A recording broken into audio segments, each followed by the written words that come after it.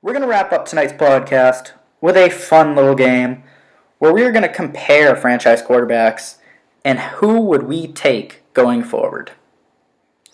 We're going to set these trends of 1 to 3 years, 5 plus years, and then 15 plus years. So there's 3 different slots. We need to pick 3 quarterbacks, and we are going to imagine that the quarterback is dropped into a dream scenario. Perfect offensive line, all pros. We're going to pretend they have complete studs at wide receiver. I mean, let's say DeAndre Hopkins, Julio Jones, Michael Thomas. Let's throw them all out there on the field at once. And let's give the quarterback a solid running game, too. I mean, you drop anyone in this scenario, they're going to ball out. You could grab a guy off the street and he'll ball out in that situation. But, for the sake of the argument, let's drop our quarterbacks in this scenario. Who are we taking? Well, this first answer might shock you a bit. For the 1 to 3 year scenario, I'm actually going to draft Tom Brady. He is old. He did show signs of regression this year, but as we talked about at the beginning of the podcast, we didn't really get a true test of how Tom Brady's doing this year because he didn't have the playmakers around him. And as I said earlier, if you drop anyone in a scenario with the talent of wide receivers as we're imaginary giving this quarterback, anyone can make anything happen. So the reason we're really drafting Tom is for those untouchables. Those factors that make Tom Brady Tom Brady. I want a quarterback on my team for the next year or so, however long he can give us, who, if we get down by 2 scores early because of some freak thing, I want a quarterback who can rally the teammates, rally the troops on the sideline, and say, hey, let's kick it up a gear, let's get going. Motivation and buy-in is a huge factor, and that's one of the things that makes Tom Brady such a great leader. The guys believe in him, they trust in him, and then they go out and do it. I want my quarterback to be able to come back from a 25-point deficit with only 2 minutes left in the third quarter in the Super Bowl. I want my quarterback to have those intangibles. So, although he might not be the most flashy arm talent, he's certainly not the most mobile quarterback. For his intangibles and leadership over the next year, 2, 3 years, I would take Tom Brady.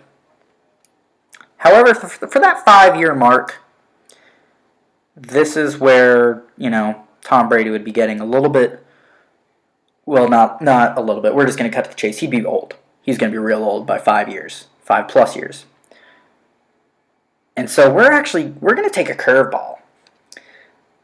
For those of you who know me, I have really never liked the concept of the mobile quarterback. I think it puts your franchise guy who you build a team around on the line in unnecessarily injury-prone situations. You can kind of see where we're going here. For my 5-plus year quarterback, I am going to draft Lamar Jackson.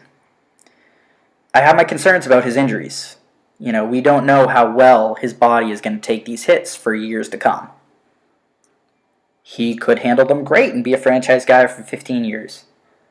Or this could burn out really quick and he becomes injury prone because he's taken too many hits. But ultimately, for a 5-year span, I'm willing to roll the dice. Because we saw with Michael Vick, he was unstoppable. The only person that stopped Michael Vick was himself and his injuries. So if Lamar can stay healthy for the next 5+ years, you'd be silly not to take Lamar. He's tearing it up. He's playing video games right now. He is an absolute transcendent talent right now. So for the next 5 years, if I'm drafting quarterbacks, for my 5-year quarterback, I'm going to take Lamar easy.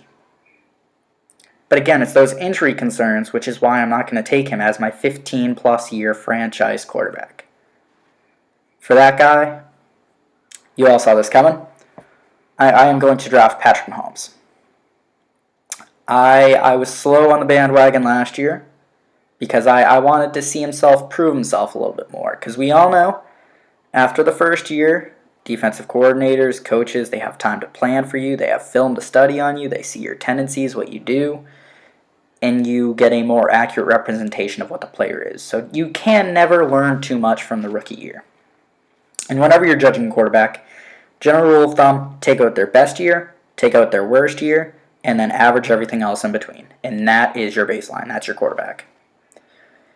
And Patrick Mahomes, even though he's taken a little step back this year, the dude can ball. He's got a cannon of an arm. He's mobile enough to make it happen. He hasn't shown himself to be injury prone like Carson Wentz, although he did have the injury early in the year, but that was just a freak thing. He's a tough kid. And he's a transcendent talent. We can all see it. I mean, he cannons that football around the field. And he is a natural-born leader. You can see the way his teammates look at him, that he is the leader of that team. So for the next 15-plus years, here at the Point After Podcast, we are taking Patrick Mahomes for our quarterback.